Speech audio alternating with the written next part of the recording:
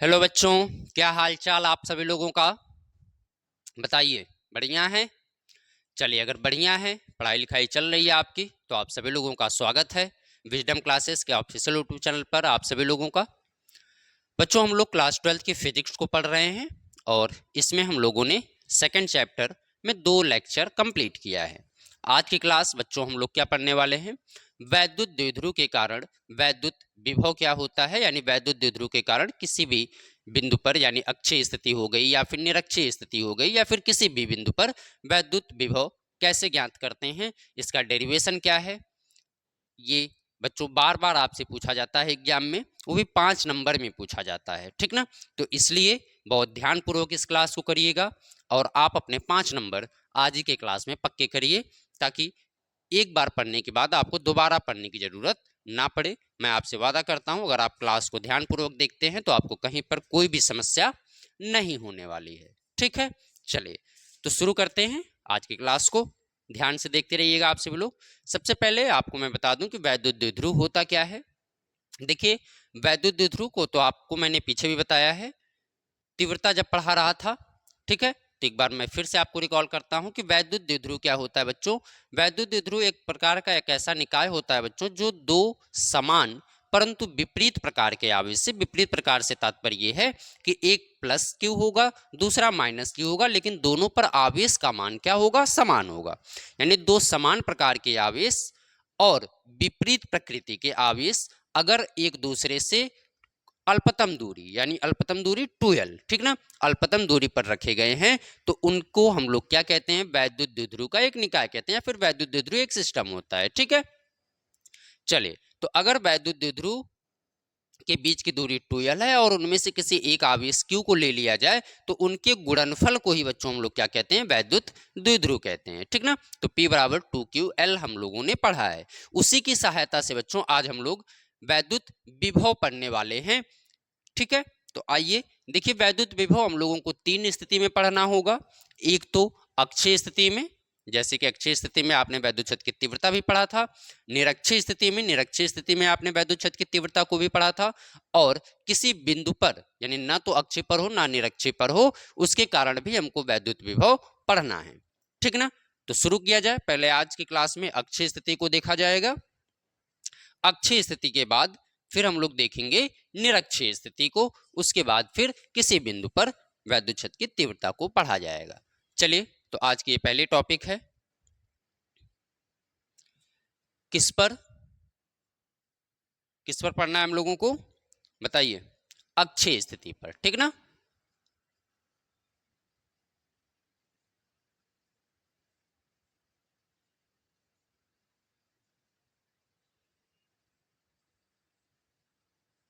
ठीक, अक्षीय स्थिति पर वैद्युत विभव, ठीक। आइए समझते हैं बिल्कुल ध्यान से। मान लीजिए हमारे पास एक वैद्युत द्विध्रुव है बच्चों, ए बी। एक वैद्युत द्विध्रुव क्या है, ए बी। चलिए, हमने एक वैद्युत द्विध्रुव बनाया जिस पर एक पर माइनस क्यू आवेश है और दूसरे पर प्लस क्यू आवेश है। यानी बिंदु ए पर जो आवेश है वो माइनस क्यू का है और बिंदु बी पर जो आवेश है वो प्लस क्यू का है। इनके बीच की जो दूरी, मान लीजिए इसके मध्य बिंदु में क्या है, ओ है। इसका मध्य बिंदु क्या है, दोनों बिंदुओं यानी ए और बी के बीच का मध्य बिंदु ओ है। अगर ए से ओ की दूरी को हमने मान लिया एल है और इसके बीच की दूरी को क्या मान लिया, एल है, तो टोटल दूरी क्या हो जाएगी हमारी, 2l हो जाएगी। यानी दोनों बिंदु ए और बी के बीच का कुल दूरी क्या हो जाएगी, 2l हो जाएगी। तो ये हमारा एक वैद्युत द्विध्रुव है, ठीक ना। यानी कि दो आवेश प्लस क्यू और माइनस क्यू, यानी विपरीत प्रकार के दो आवेशों से मिलकर के जो बनता है, उसे हम लोग क्या कहते हैं, वैद्युत द्विध्रुव कहते हैं। अब हमको क्या करना है, अक्षीय स्थिति पर वैद्युत विभव ज्ञात करना है। तो अक्षीय स्थिति का मतलब, चलिए इसी की अक्ष की दिशा में, अक्षीय स्थिति का मतलब बच्चों ये जैसे कोई एक्स अक्ष है, तो इसकी सीध में आप इधर भी ले सकते हैं या इधर ले सकते हैं, लेकिन इसकी क्या होना चाहिए, इसकी सीधी रेखा पर ही होना चाहिए, इसकी रेखा पर ही स्थित होना चाहिए, ठीक ना। चलिए, तो अगर मान लेते हैं कि चलिए मध्य बिंदु ओ से, मध्य बिंदु ओ से आर दूरी पर मध्य बिंदु O से R दूरी पर एक बिंदु क्या है, P है, जिस पर हमें क्या ज्ञात करना है, वैद्युत विभव ज्ञात करना है। और ये बिंदु P जो है वैद्युत द्विध्रुव AB के अक्षीय स्थिति पर ही स्थित है। ठीक ना। अक्षीय स्थिति का मतलब बच्चों आपको समझ में आ गया कि उसी अक्ष पर स्थित होना चाहिए, उसी अक्ष पर स्थित होना चाहिए। ठीक ना। चलिए, बात समझ में आ रही है। जब इतनी बात समझ में आ गई तो डेरिवेशन आपके लिए आसान हो जाएगा, बहुत समस्या नहीं होने वाली है। ठीक, आइए समझते हैं। चलो अच्छा, मुझे ये बताओ, अगर मैं आपसे पूछूं कि B से P के बीच की दूरी क्या होगी। देखिए ये वाली जो दूरी है बच्चों, ये टोटल R है, यानी O से P के बीच की दूरी R है। A और B के बीच की दूरी क्या है, 2L है, यानी O से B के बीच की दूरी क्या है, L है। ठीक ना। तो अगर ये दूरी हम घटा दें टोटल में से तो R माइनस L, मतलब यहां से यहां तक की दूरी क्या आ जाएगी, R माइनस L। अच्छा, बिंदु A से बिंदु P के बीच की दूरी क्या हो जाएगी, आप कहेंगे सर ये R है और इधर L है, तो दोनों जोड़ दीजिए तो R प्लस L हो जाएगी। ठीक है, किसी कोई समस्या बताइए, नहीं है। चलिए, तो अब क्या किया जाए, इसके बारे में बच्चों आपको लिखना होगा। आप क्या लिखेंगे कि माना एक वैद्युत द्विध्रुव AB है, माना एक वैद्युत द्विध्रुव AB है जिनके बीच की अल्पतम दूरी 2L है, उसके मध्य बिंदु O से R दूरी पर, यानी अक्षीय स्थिति पर R दूरी पर एक बिंदु P है जिस पर हमें वैद्युत विभव ज्ञात करना है। ठीक ना, ये सिंपल सी बात आप लिखेंगे। उसके बाद आप क्या करेंगे, इसके बीच का वैद्युत विभव का निगमन करेंगे। ठीक है, आइए समझते हैं निगमन को। चलिए, सबसे पहले हम निकाल लेते हैं बच्चों, प्लस Q आवेश के कारण बिंदु P पर वैद्युत विभव, यानी प्लस Q आवेश के कारण, प्लस Q आवेश के कारण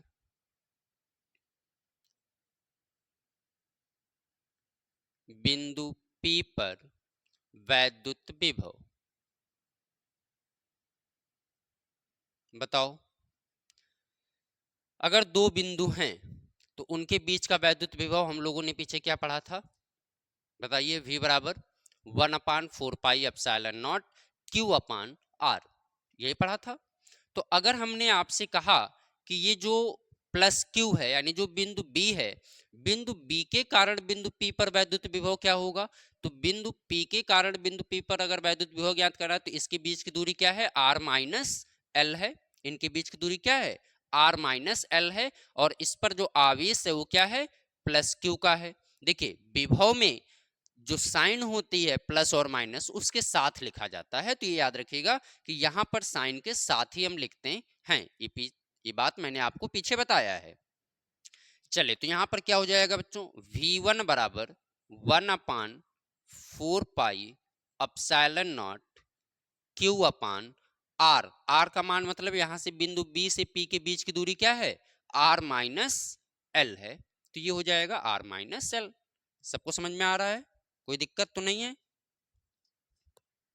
चलिए, अब देखिए माइनस Q के कारण, इस वाले आवेश के कारण बिंदु P पर वैद्युत विभव निकाल लीजिए। माइनस Q के कारण बिंदु P पर वैद्युत विभव, तो V2 हो जाएगा, इसको हम V2 मान लेते हैं। चलिए, तो अब देखो बिंदु A के कारण बिंदु P पर यहां पर आवेश माइनस Q है, तो अगर इसके कारण इस पर निकालेंगे तो बिंदु A से P के बीच की दूरी क्या है, R प्लस L है। तो यहां पे क्या हो जाएगा, 1/4πε0 Q/R प्लस L। अब देखिए ये क्या है, माइनस Q है, तो माइनस Q यहां लगाने के बजाय मैंने यहां पे माइनस आगे लगा लिया। ठीक है, तो ये क्या हो जाएगा, V2 बराबर, नहीं दिख रहा तो ऐसे लिख देता हूं, V2 बराबर -1/4πε0 Q/R प्लस L। ठीक, अब बताओ वैद्युत विभव कैसी राशि है, पीछे बताया हूं वैद्युत विभव कैसी राशि है, अदिश राशि है। अगर हमको इनका परिणामी वैद्युत विभव निकालना है तो परिणामी वैद्युत विभव के लिए हम क्या करेंगे, दोनों का योगफल करेंगे, क्योंकि अदिश राशि है तो इनका जो मान निकलेगा वो बीजगणितीय योग से निकलेगा, यानी जोड़ा जाएगा। तो अगर परिणामी वैद्युत विभव हमको ज्ञात करना है बिंदु P पर, तो V बराबर क्या हो जाएगा, V1 प्लस V2 हो जाएगा। यानी बिंदु P पर वैद्युत विभव क्या हो जाएगा, देखिए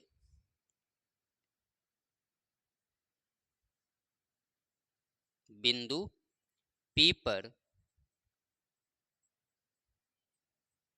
परिणामी विभव V बराबर V1 प्लस V2, दोनों को प्लस कर दो। चलो ध्यान से समझते जाओ, कोई दिक्कत नहीं होगी बच्चों। अगर हम V1 और V2 का मान लिख देते हैं तो V1 का मान क्या है, ये पूरी वैल्यू लिख दीजिए, 1/4 पाई एप्सिलॉन 0 Q/R-L। और V2 का मान, यहाँ पे देखिए साइन क्या है, माइनस, यहाँ प्लस है तो प्लस माइनस क्या होगा, माइनस। तो 1/4 पाई एप्सिलॉन 0 Q/R+L। ठीक, अब अगर आप ध्यान से समझो तो ऊपर देखो Q है और नीचे 4 पाई एप्सिलॉन 0, यहाँ पर भी 4 पाई एप्सिलॉन 0 कॉमन दिख रहा है, कॉमन ले लो।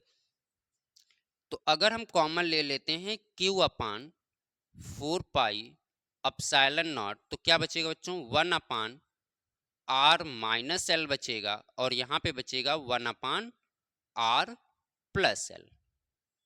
ठीक है, ये बच जाएगा। इसका एलसीएम ले लेते हैं अंदर का, तो Q/4 पाई एप्सिलॉन 0, अगर हम एलसीएम लेते हैं तो एक ब्रैकेट में देखिए R-L है और एक ब्रैकेट में क्या है, R+L है, यानी A+B और A-B। तो क्या आएगा, A² माइनस B², यानी R² - L²। अब जब इससे भाग दोगे आप R² - L² को, तो क्या बचेगा, R+L, और R+L का ऊपर गुणा कर दो तो यहाँ पे हो जाएगा R+L। अब R+L से जब आप इसको डिवाइड करोगे तो क्या बचेगा, R-L, और R-L जब यहाँ जाएगा तो आगे माइनस लगा, इसलिए इसके साइन को बदल दीजिए, तो ये -R हो जाएगा और L क्या हो जाएगा, प्लस हो जाएगा। ठीक है, अब देखो +R है और ये -R है, कट जाएगा, L और L क्या हो जाएगा, 2L हो जाएगा।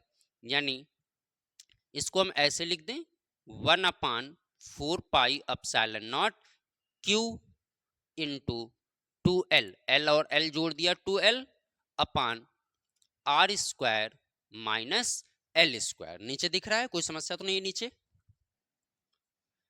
चले दिख रहा है।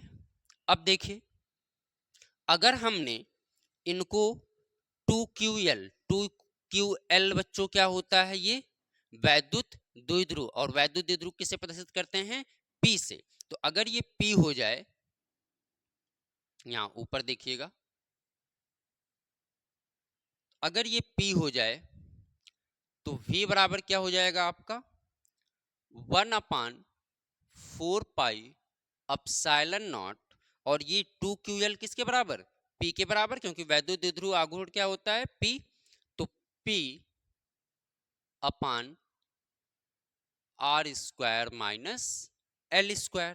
चलिए अब ये बताओ मुझे, R की जो दूरी है L की अपेक्षा क्या है, यानी R बड़ा आपको दिख रहा है कि L, R बहुत बड़ा दिख रहा है, L छोटा दिख रहा है। तो अगर हम ये मान लेते हैं कि L की जो दूरी है R की अपेक्षा बहुत कम है या छोटी है, तो उस कंडीशन में जो हो जाएगा, मतलब L का जो मान है बच्चों वो क्या है, R से बहुत छोटा है। जब L का मान R से बहुत छोटा है तो हम क्या करते हैं, L को नगण्य मान लेते हैं।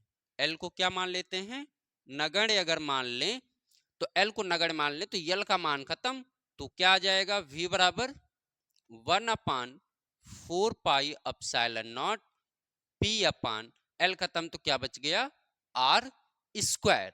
यानी V बराबर क्या मिल गया आपको, बताइए। हाँ, यही है बच्चों अक्षीय स्थिति पर वैद्युत विभव, यही है अक्षीय स्थिति पर वैद्युत विभव, इतना वोल्ट। ठीक, किसी कोई समस्या, कुछ नहीं। चलिए हमने क्या किया बच्चों, सबसे पहले माना कि एक वैद्युत द्विध्रुव AB है जिस पर -q और +q कूलाम के आवेश रखे गए हैं, ठीक ना, यानी कि -q और +q कूलाम से तो मिलकर के ही बनेगा वैद्युत द्विध्रुव, ठीक।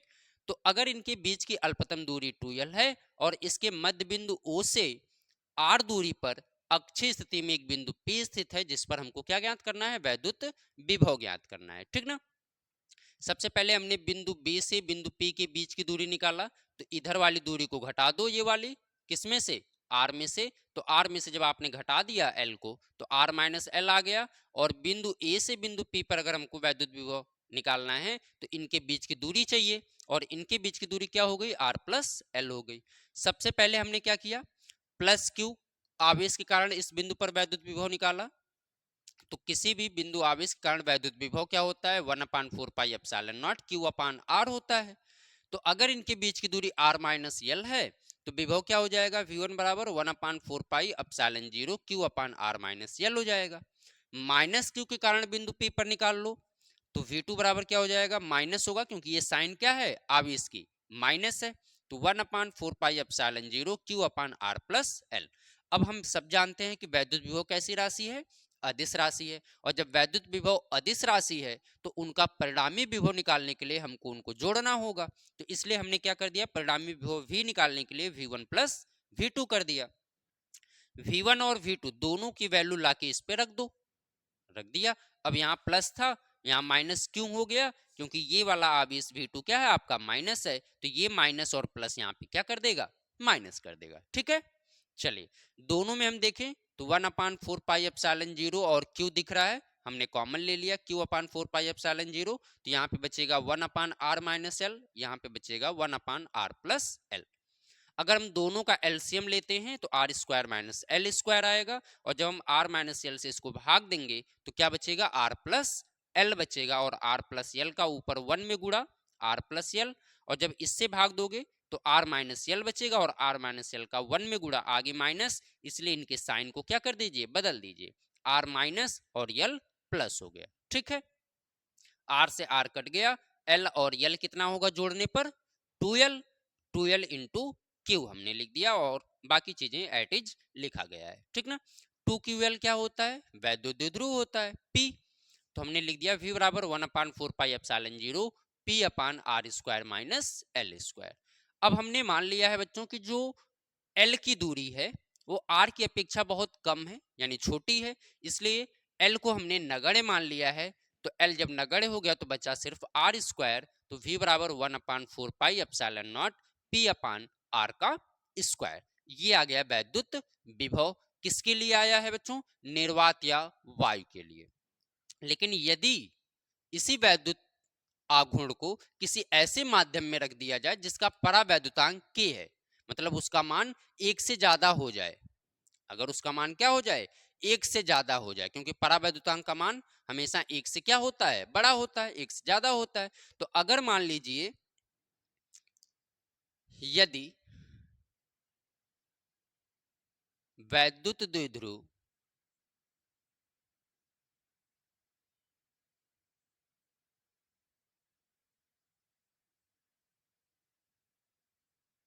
किसी ऐसे माध्यम में स्थित हो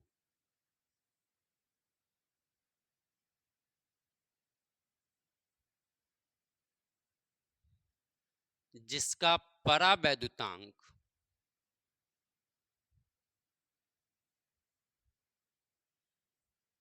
k हो, जिसका परावैद्युतांक क्या हो, k हो, तब v बराबर क्या हो जाएगा, 1/4 पाई एप्सिलॉन 0 इंटू के और Q/R का स्क्वायर, ठीक है, सॉरी P/R का स्क्वायर। ये तब होगा बच्चों जब वैद्युत द्विध्रुव क्या होगा, किसी ऐसे माध्यम में स्थित होगा जिसका परावैद्युतांक क्या है, k है। अब ये टॉपिक आपकी कंप्लीट हो गई है। अगर कहीं पे समस्या आपको दिख रही है तो बताइए किसी को, चले नहीं है तो नोट कर लीजिए जल्दी से। और इसको आप लोग जो बच्चे ऑनलाइन देख रहे हैं यूट्यूब पर, वो लोग इसको स्क्रीनशॉट लें और इस डेरिवेशन को कंप्लीट कर लें बच्चों, ठीक है। चलिए। उम्मीद कर रहा हूँ डेरिवेशन समझ में आया होगा आपको। कहीं कोई समस्या है तो आप बताइएगा उस चीज़ को, मैं फिर से आप उसको क्लियर कर दूंगा, ठीक ना।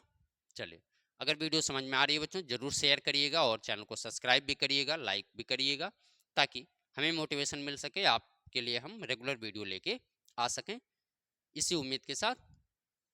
चलिए, तो अब हम लोग दूसरी अपनी टॉपिक इसी पर आगे कंटिन्यू करते हैं। किस स्थिति पर? निरक्षीय स्थिति पर वैद्युत विभव क्या होता है, ठीक ना। निरक्षीय स्थिति पर वैद्युत विभव क्या होता है, इसको इरेज कर दें। चलिए, क्या है बच्चों? निरक्षीय रेखा पर वैद्युत विभव। इसी में दूसरा क्या है हम लोगों का? निरक्षीय रेखा पर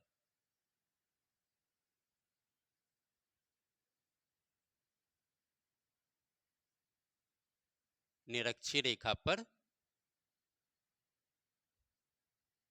वैद्युत विभव। अक्षी को हमने समझ लिया, निरक्षी क्या होती है सबसे पहले तो ये समझते हैं।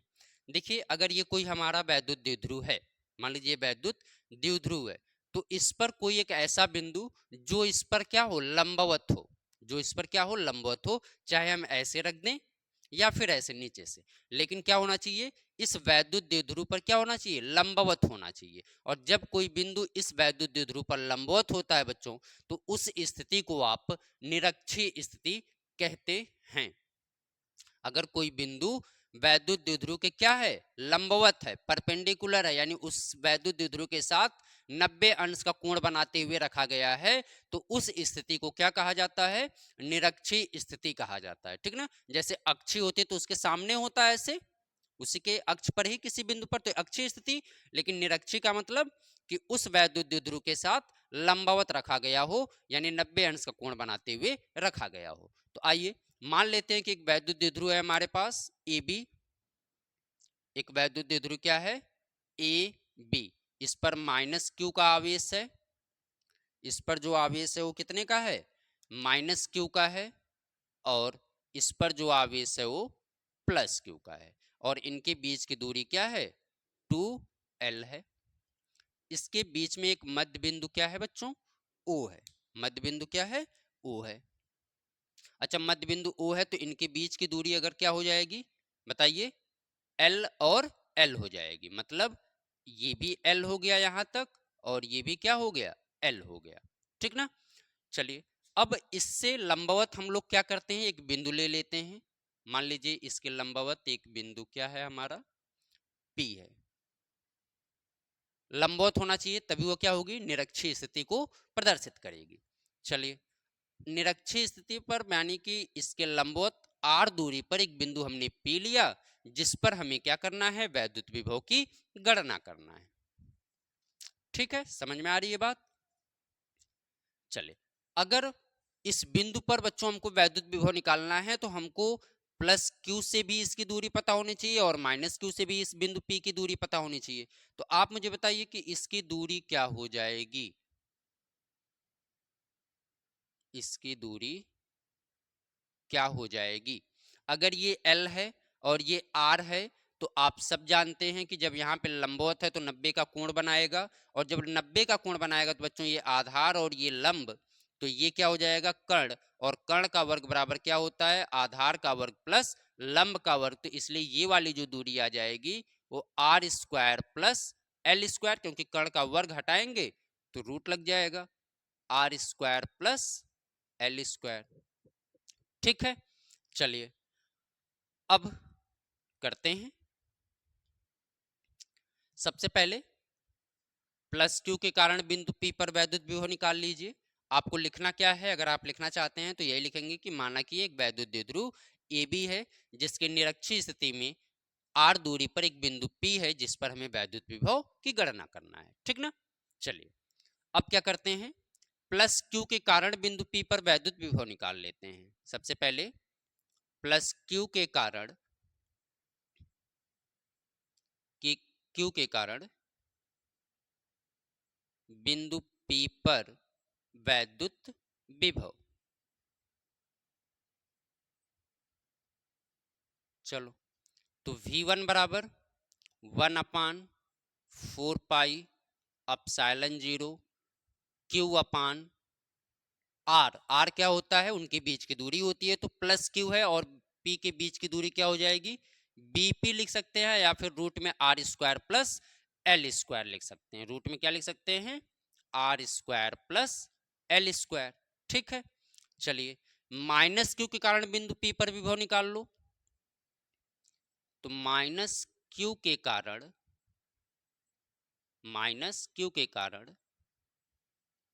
बिंदु पी पर वैद्युत विभव,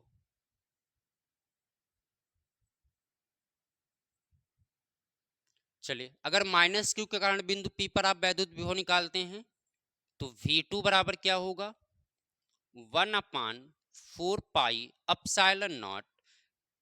ये क्या है, प्लस क्यू है कि माइनस, माइनस क्यू है तो ये किस में आएगा, माइनस में। क्यू अपान रूट में इसके बीच की दूरी क्या है, R square plus L square.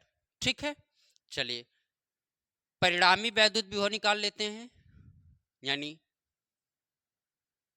बिंदु P पर परिणामी वैद्युत विभव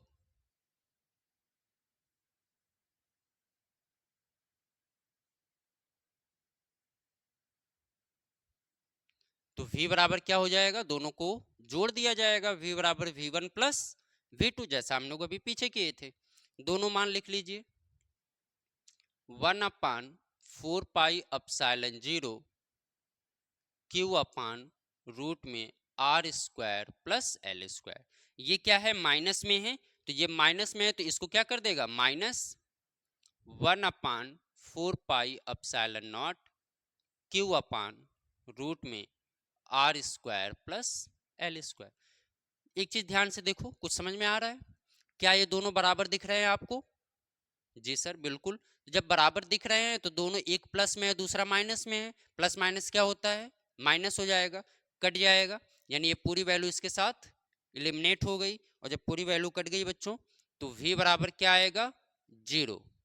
तो आपने क्या समझा कि निरक्षीय स्थिति पर वैद्युत विभव शून्य होता है। लेकिन आपसे अगर कभी पूछ ले कि क्या निरक्षीय स्थिति पर वैद्युत क्षेत्र की तीव्रता शून्य होती है, तो बिल्कुल नहीं, ठीक ना। तो याद रखिएगा कि निरक्षीय स्थिति पर वैद्युत विभव तो शून्य होता है, लेकिन वैद्युत क्षेत्र की तीव्रता शून्य नहीं होती है। ठीक, यहां तक कोई समस्या हो तो बताइए, नहीं तो फिर आगे कंटिन्यू किया जाए।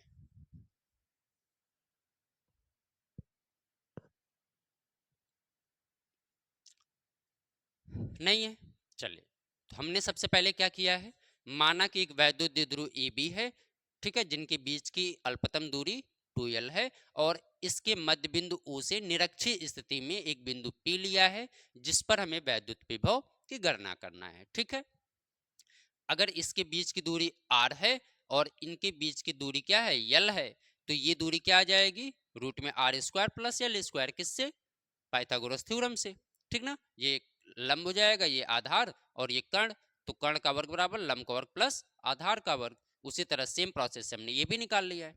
प्लस क्यू के कारण बिंदु P पर वैद्युत विभव, formula 1/4 pi epsilon 0 Q upon R होता है, तो आर का मान क्या है, रूट में R square plus L square है। माइनस क्यू के कारण क्या है बिंदु P पर, तो वही चीज रहेगी, बस क्या हो जाएगा, माइनस हो जाएगा। ठीक ना, क्योंकि विभव में साइन के साथ लिखते हैं, तो minus 1/4 pi epsilon 0 Q upon root में R square plus L square.